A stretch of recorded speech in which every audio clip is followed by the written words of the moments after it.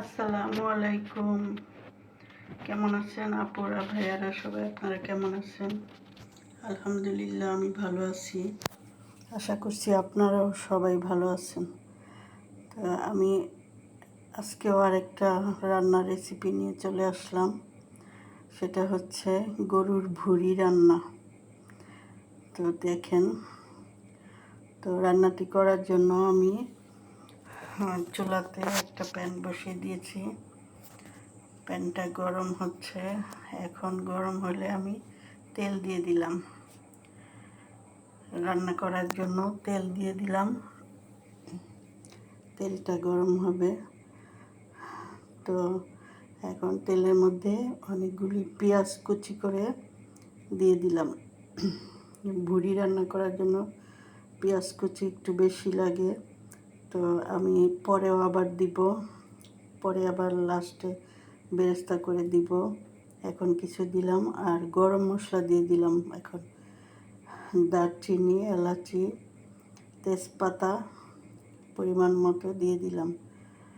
তো এখন পেঁয়াজের সাথে এগুলি একটু নেড়ে চেড়ে ভাজতেছি। ভাজা হলে তারপরে একে একে সব কিছু দিব।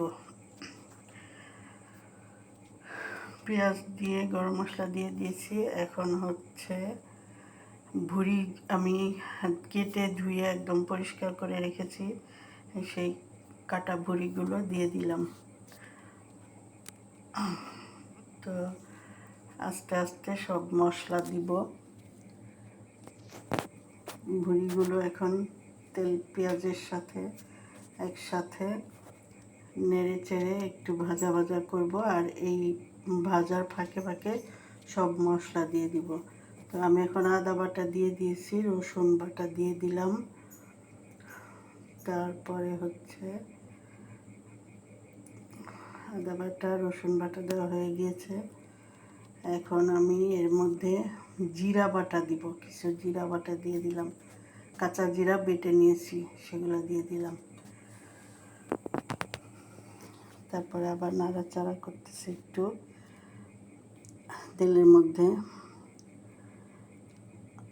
আমি এভাবে রান্না করে আবার পরেও বাগার দিব।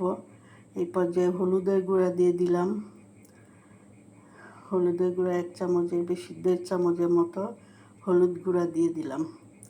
তারপরে দিব মরিচ গুঁড়া। মরিচ গুঁড়া 2 চামচ দিয়ে দিব, ঝাল হওয়ার জন্য বেশি করে। তারপরে একটু ধনিয়ার গুঁড়া দিয়ে দিলাম, 1 চামচের মতো ধনিয়ার গুঁড়া। তো মশলা দেওয়া হয়ে গিয়েছে। এই পর্যায়ে নাড়াচাড়া হচ্ছে, নেড়ে মশলাগুলো মিশাতে হবে। তো রান্নাটা পুরা প্রসেসটা দেখতে থাকেন, ভালো লাগবে আশা করি। তো কষানো হয়ে গিয়েছে, ভুঁড়িটা মশলার সাথে সুন্দর করে কষাচ্ছি। কিছু কাঁচামরিচ দিয়ে দিলাম এই পাকে। কাঁচামরিচ দেওয়া হয়েছিল না, কিছু কাঁচামরিচ ফালি দিয়ে দিলাম।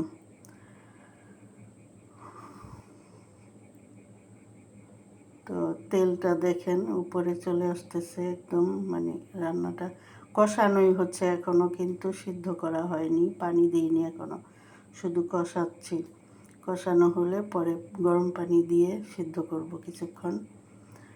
তো আর ভুঁড়ি তো আমরা প্রথমে যখন কাটাকাটি প্রসেস করি তখন তো আমরা গরম পানি দিয়ে সিদ্ধ করে নিই, ভাপ দিয়ে নিই।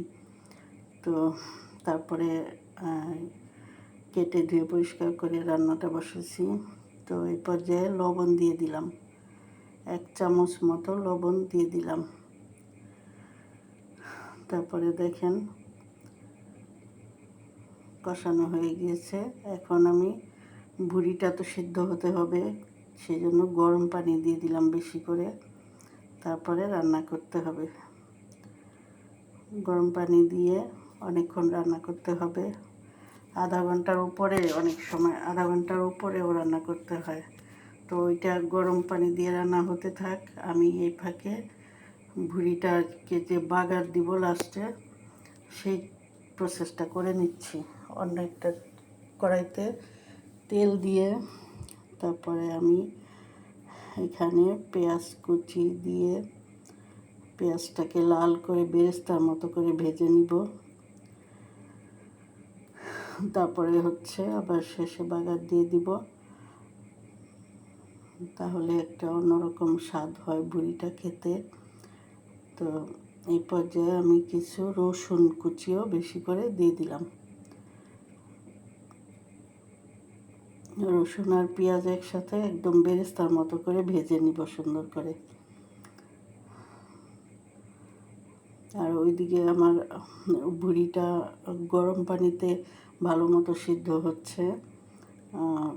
তো আর এই পাকে আমি বাগারের জিনিসটা ভেজে নিলাম। পেঁয়াজ আর রসুন দেখেন একদম বেরেস্তার মতো হয়ে গিয়েছে।